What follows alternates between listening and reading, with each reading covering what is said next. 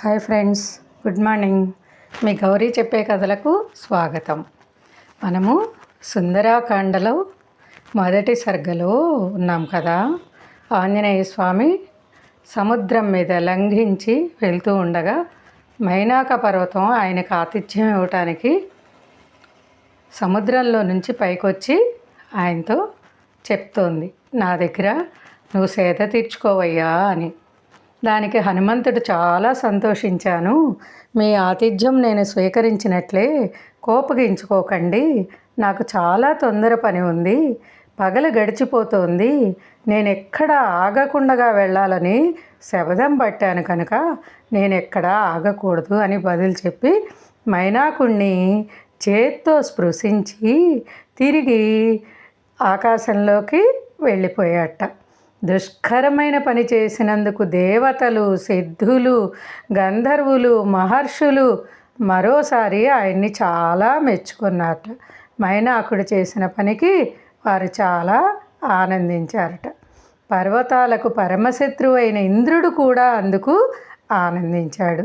మైనాకుడిని చూసి, మైనాకుడా, నువ్వు చేసిన పనికి చాలా సంతోషించాను, నీకు అభయం ఇస్తున్నాను, ఇక నుంచి స్వేచ్ఛగా ఉండు.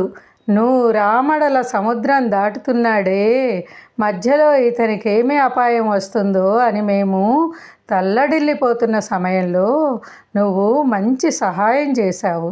హనుమంతుడు రామకార్యం మీద వెళ్తున్నాడు, నువ్వు అతన్ని సత్కరించినందుకు చాలా సంతోషం అని సగద్గదంగా అన్నట్ట. ఆనందమైన స్వరంతో పలికాట. మైనాకుడు దేవేంద్రుడిలా అన్నందుకు చాలా ఆనందించారట. ఆ వరంతో అతను చాలా స్వస్థుడైపోయారట. స్వస్థుడు కాగా హనుమంతుడు క్షణంలో ముందుకు వెళ్ళిపోయాట. అప్పుడు దేవతలు, గంధర్వులు, ఋషులు, నాగమాత అయిన సురసను చూసి, ఇదే వాయుకుమారుడైన హనుమంతుడు నీ మీదగా సముద్రం దాటుతున్నాడు, పెద్ద పెద్ద కోరలతో, మిడిగుడ్లతో, మొహం వికృతంగా ఆకాశం అంతా చేసుకొని పర్వతం అంతా రాక్షసివి అయి ఒక్క క్షణం అతనికి విఘ్నం కలిగించు. అతని బలపరాక్రమాలు ఏపాటివో మేము ఇంకో మారు చూడాలి. ఉపాయంగా నిన్నతను జయించగలడో, తెల్లమొహం వేస్తాడో మేము తెలుసుకోవాలి అని చెప్పారట. ఎవరితో? సురస. వెంటనే సురస వారు కోరిన రూపంతో హనుమంతునికి అడ్డం వచ్చి, ఆగు, దేవతలు నాకు నిన్ను ఆహారంగా పంపించారు, నేను నిన్ను తినేస్తాను, నా నోట్లో పడు అందిట. దాని మీద హనుమంతుడు చేతులు జోడించి దశరథుని కొడుకైన రాముడు, తమ్ముడైన లక్ష్మణునితోనూ, భార్య అయిన సీతతోనూ దండకారణ్యానికి వచ్చాడు. రాక్షసులతో బద్ధవైరం అవలంబించిన రాముడు అప్పుడు మరో పనిలో మునిగి ఉండగా రావణుడు సీతనెత్తుకుపోయాడు. రాముని ఆజ్ఞ చొప్పున నేను సీత దగ్గరికి దూతగా వెళుతున్నాను. నువ్వు రాముని రాజ్యంలో ఉన్నావు కనుక అతనికి సహాయపడు, లేదా ఇప్పటికి తప్పుకో. ముందు నేను సీతను చూసి ఆ సంగతి రామునితో చెప్పి తరువాత వచ్చి నీ నోట్లోకి ప్రవేశిస్తాను. నేను ఒట్టుబెట్టి చెబుతున్నాను, నమ్ము అని బదులు చెప్పాట ఆంజనేయ స్వామి. అందుకు సురస, వల్ల కాదు, ఇది ఇప్పుడే జరిగిపోవాలి. ఇది నాకున్న వరం. నా ఎదుట ఉన్న పదార్థం నా నోట పడిపోవాలి. ఈ వరం నాకు బ్రహ్మ ఇచ్చింది అంటూ గద్దించి నోరు తెరుచుకొని మీదకొచ్చిందిట. ఇది విని హనుమంతుడు చాలా క్రోధం తెచ్చుకున్నట్ట. అయితే నోరు తెరువు అన్నట్ట.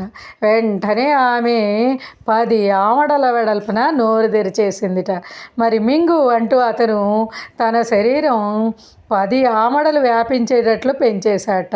అది చూసి మొదట తెల్లబోయి చివరికి ధైర్యం తెచ్చుకొని సురస తన నోటిని 20 ఆమడలు చేసుకుందిట. హనుమంతుడు 30 ఆమడలు పెరిగాట.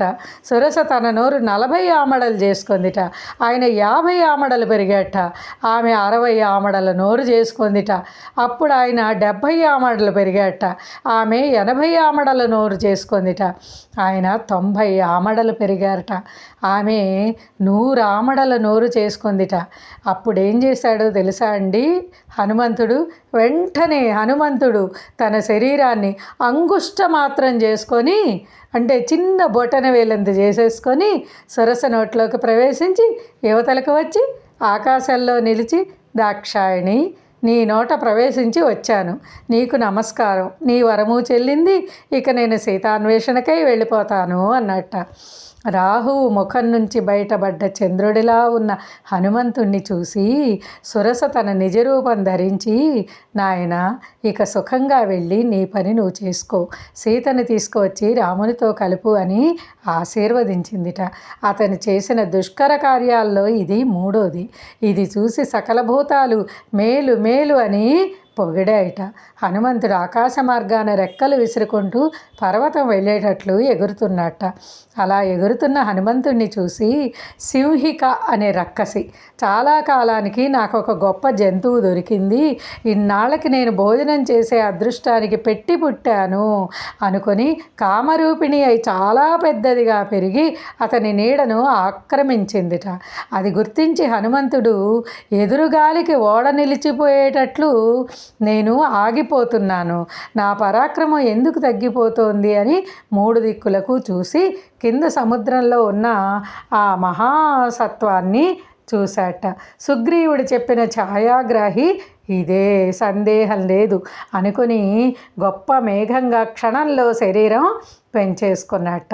అతను అలా పెరగడం చూసి సింహిక పాతాళ గుహలా ఉండేటట్లు తన నోరుని పెంచిందిట. వెంటనే ఆయన తన శరీరం మళ్ళీ సంకోచింపజేసుకొని దాని నోట ప్రవేశించేటప్పుడు రాహువు మింగుతున్న చంద్రబింబంలా ఉన్నట్ట. ఈ దృశ్యం అంతా సిద్ధులు చారుణులు చూశారట. అది నోరు తెరిచినప్పుడు దాని ప్రాణహర మర్మాలు తుంచేసి మనోవేగంతో మళ్ళీ యువతలకు వచ్చేసి మళ్ళీ యథాపూర్వంగా తన శరీరాన్ని పెంచుకున్నట్ట. ఇలాగా గుండెలు పీకేసి హనుమంతుడు సింహికను చంపగా మరి వ్యోమ సంచారులందరూ కూడా, కపివీర, నువ్వు చాలా వీరోచితంగా ఒక మహాసత్వాన్ని కూల్చేశావు, ఇక నీ ప్రయత్నం సాధించుకో, ధృతి, దృష్టి, మతి, దాక్ష్యం ఉన్నవాడు ఎలాంటి పనులలోనూ అపజయం పొందడు అని కొనియాడారట. హనుమంతుడు మళ్ళీ లంక వైపుకు బయలుదేరాట. చివరికి నూరామడలు దాటి లంకలో పాదం మోపాడు. మేఘమండలల్లా ఉన్న ఇంత శరీరము, ఇంత వేగము చూశారంటే రాక్షసులు వింతపడి నా వెంట పడతారు అనుకుని ప్రాజ్ఞుడు కాబట్టి ఆయన భ్రాంతిని విడిచిపెట్టేటట్లు ఆ రూపాన్ని విడిచి నిజరూపం పొందాట. అది బలిని తొక్కేసేటప్పుడు విష్ణువు ముందు వామన రూపము, తరువాత భూమ్యాకాశాలు చాలని రూపము, చివరికి సహజ రూపము పొందినట్లుగా ఉందిట. ఆ నిజరూపంతో అతను ఒక ఎత్తైన పర్వతం మీదకి చేరుకున్నట్ట. ఆ పర్వతం ఎలా ఉంది అంటే కొబ్బరి చెట్లతోనూ మొగలి డొంకలతోనూ నిండిపోయి ఉన్నదిట. అక్కడి నుండి అమరావతి వంటి లంకను చూశాట హనుమంతుడు. మరి మనం ఈరోజు మొదటి సర్గని పూర్తి చేసుకున్నాం. రెండవ సర్గలోకి ప్రవేశిస్తున్నాం. హనుమంతుడు రాత్రి వేళ లంకలో ప్రవేశించటం. ఇక్కడ హనుమంతుడిలాగ సముద్రం దాటి త్రికూట పర్వత శిఖరాన ఉన్న లంకాపట్నాన్ని చూశాట. ఆ పర్వతం మీద చెట్లన్నీ ఆయన మీద పువ్వులు రాల్చాయట. దాంతో ఆయన ఒక పువ్వుల గుట్టగా కనపడ్డాట. రామడల సముద్రం దాటినా అతనికి ఎలాంటి ఆయాసము, బడలిక కూడా కలగలేదుట. నేను కొన్ని వందల ఆమడల సముద్రం దాటగలను, 100 యోజనాలు దాటడం ఒక లెక్క అనుకున్నట్ట. పచ్చిక బయళ్ళు, ఉద్యానవనాలు, నదులు, పర్వతాలు, అరణ్యాలు, పూలతో నిండి ఉన్న అనేకమైనటువంటి వనాలు చూశాట. ఆ త్రికూట పర్వత శిఖరం నుండి ఆయన లంకను చూశాట. మరి లంకాపట్నం చుట్టూ గొప్పదైన అగడత ఉందిట. దాని నిండా కలువ పువ్వులు, తామర పువ్వులు ఉన్నాయట.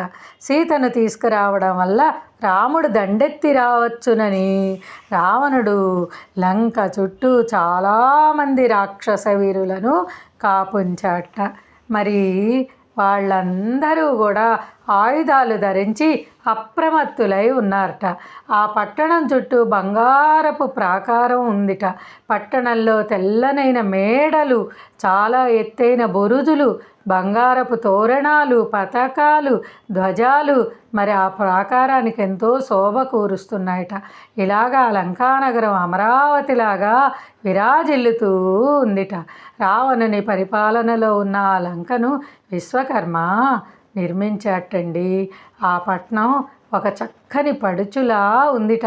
దానికి వక్ర ప్రాకారాలే జగనం, సముద్రమే వస్త్రం.